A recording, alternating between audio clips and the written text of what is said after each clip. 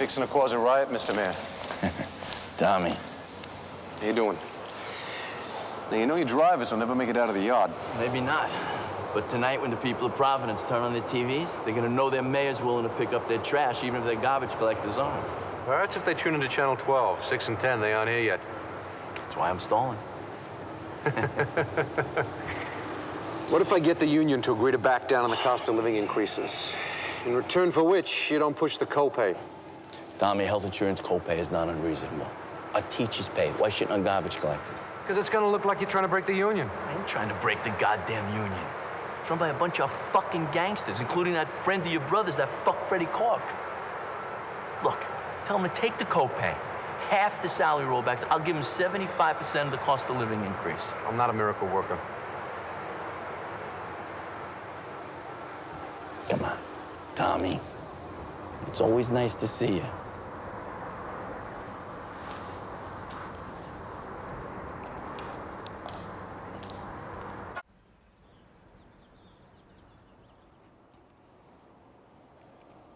Admiring your kingdom, Mr. Mayor. Yeah. When we were young, you ever come up here? Get stoned with the Hope High School kids? Nah. All my friends went to Central. Oh, good old Race Riot Central. Yeah, when the weather turns, the knives and chains come out. Yeah. Well, guess the brothers of Bishop Hendricken did good by the both of us. You know, Tom, you didn't need to bring Judd into this thing. You talk about killing a fly with an elephant gun. Well, you're not exactly a fly, Frank. Okay. So maybe I'm a rhinoceros. It's a very big one. And an election next November. Yep. You'd be surprised, Tommy. Providence is one of the most expensive media markets. TV ads alone are killing us. How much you figuring on spending? How much you offering? Nothing. But I have an acquaintance who would be interested in investing in your campaign. Really?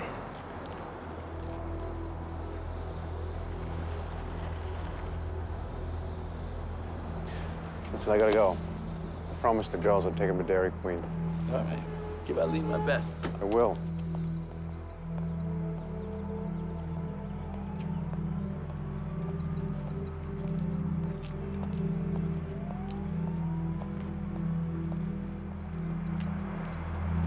Thanks a lot, Tommy. What did I do?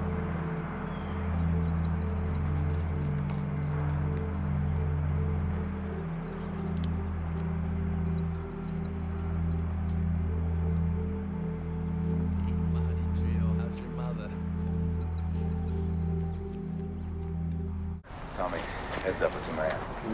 Representative Caffey, you're looking very electable. You have my vote. Do I have yours? Well, the secret ballot's the bedrock of democracy, man. You know that. Tom. Elections these days come down to voter turnout. I'm counting on you and your ground troops to help me get the voters out up on the Hill. That's funny. 'Cause I don't recall my name on your slate last election. That was a huge mistake. Huge. It's rolled, believe me. You know, I'm afraid my troops are pretty much stuck in the trenches at the moment. Well, anything you could do to help, I'd appreciate, Tommy. Okay, good luck. I'll appreciate your support. Hey, Mayor! Mayor! Mayor! I, heard you were meeting with the governor. Governor's my friend, Tommy. Listen, I thought about your request, and I think there is a way I can lend you some of my ground troops after all. Well, that's good news. No, that's great news, Tommy. And you can tell your staff that my people will take care of getting the Hill's elderly voters to the polls. Thank you. Listen, I'm having a dinner party at my house tonight at 7:30. Why don't you come and bring that pretty wife of yours, all right? Thank you.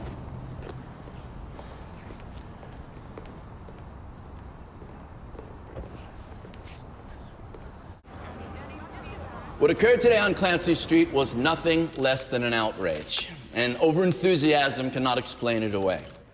Innocent Latino bystanders and local residents were rounded up as if they were the ones who were dealing the drugs.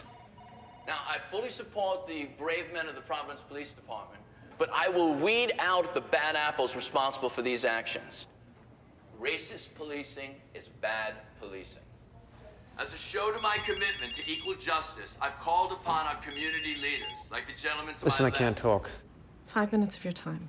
I don't have 5 minutes. 3? Dana, look, I gotta go. 1 fucking minute? Is that asking too much? Look, However, I'm busy. I work for a living, message okay? must be-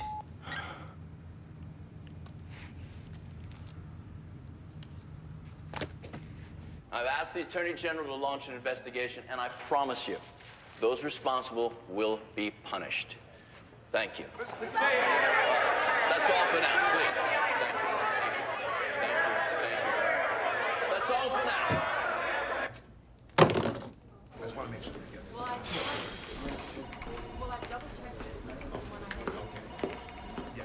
What happened today on Clancy Street was not racist. Well, then how come only Latinos were hurt? Because only Latinos were dealing drugs. The cops arrested everyone with brown skin they could lay their hands on. You know, you didn't see it down there. It was chaos. There was no way for the cops to be sure who was who. You're grandstanding.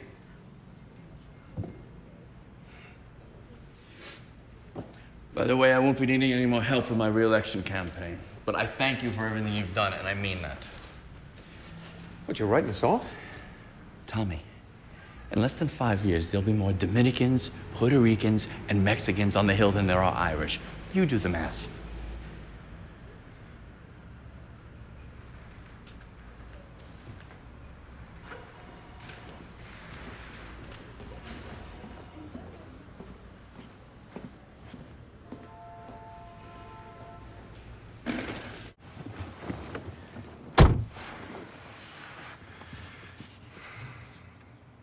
You know, at worst, I thought you'd shake a few hands for green keys and stand on the sidelines.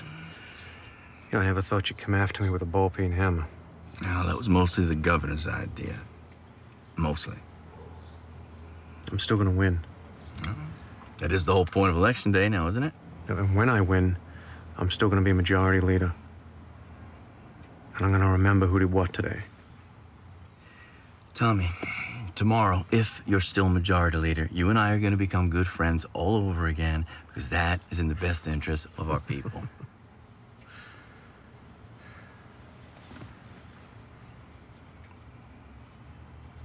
What if I want to be friends right now? Well, it's already 2 o'clock. 40% of all people will vote after work between 5 and 9 p.m. If you were to pull your ground troops out right now, and to make sure voting in the Latino precincts cut off at 9 sharp, that could swing 1,000 votes. And what happens to all the voters that are already in line at 9 o'clock? Well, they'd be left outside and would miss out on participating in the democratic process.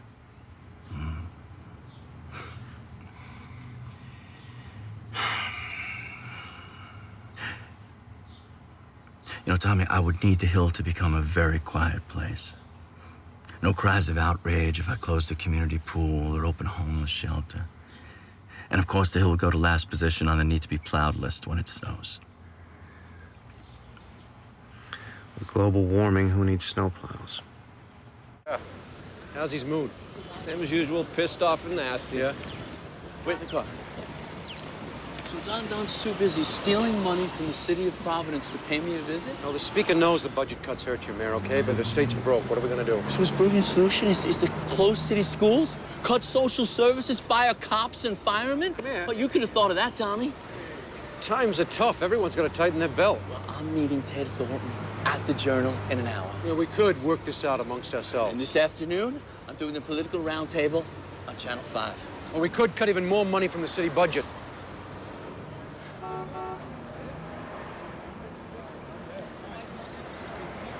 You march back to your master, and you tell him I said to suck my cock.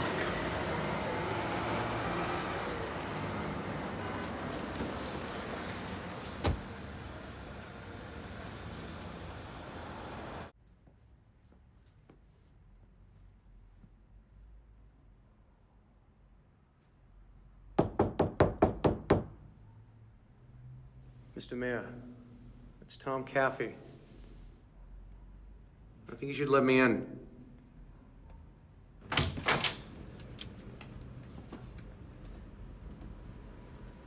What are you doing here, Tommy? I'm here to help. You okay? Yeah, everything's fine.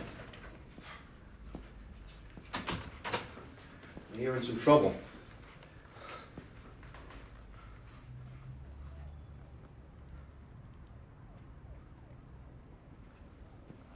Hey, come on out.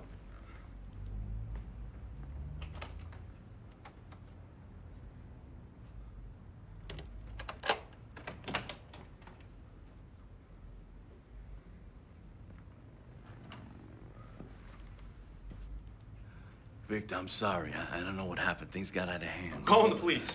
I'm calling ABC, I'm calling NBC, and I'm calling CBS. And I'm telling the whole fucking world you're a fucking pervert! Whoa, you son of a bitch! Fucking bastard! Christ! You bastard! Oh. Fuck! Look, okay, you're not gonna ruin the mayor's career. He's a good mayor. He loves the city. He's a decent mayor. I told him no rough stuff. I have fucking standards. I'm a professional. There you go. Okay, you call the media, you're gonna ruin your own career. Fuck. No, it's okay, because I'm sure the mayor's gonna make it worth your while.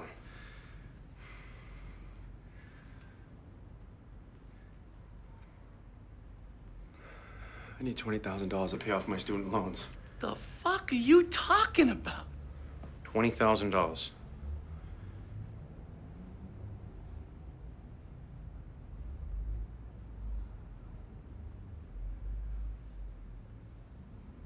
Good. You okay? All right. Why don't you, get yourself together and I'll get Nick to drop you home.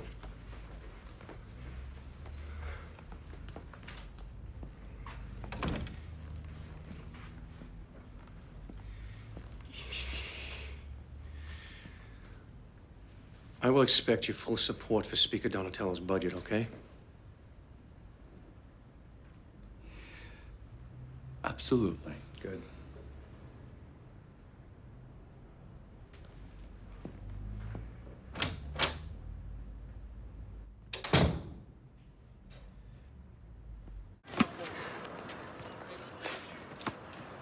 How you doing? Good, you look good. Sorry to drag you out. That's all right. I'm getting old. Hey, Tommy. So, any new rumors about your missing friend, the U.S. attorney? No, but I heard they got a betting pool going on in the Channel 12 newsroom. A lot of tears around your table, I expect. Yeah, yours, for that matter, either.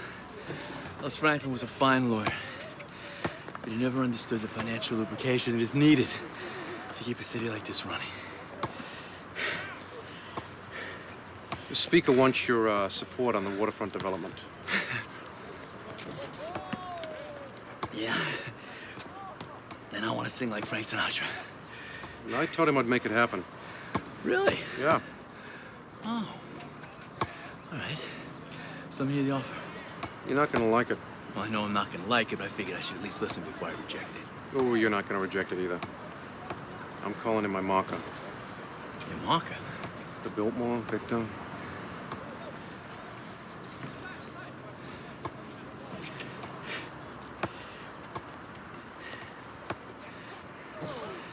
I don't get it, Tommy. We could have horse traded this. Instead, you're using your biggest chip, and you're killing a fly with an elephant gun. What can I say? My Speaker wants it to happen.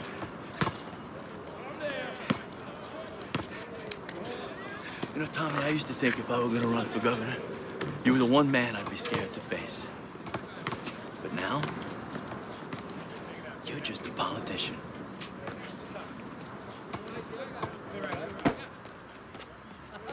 Back in the game.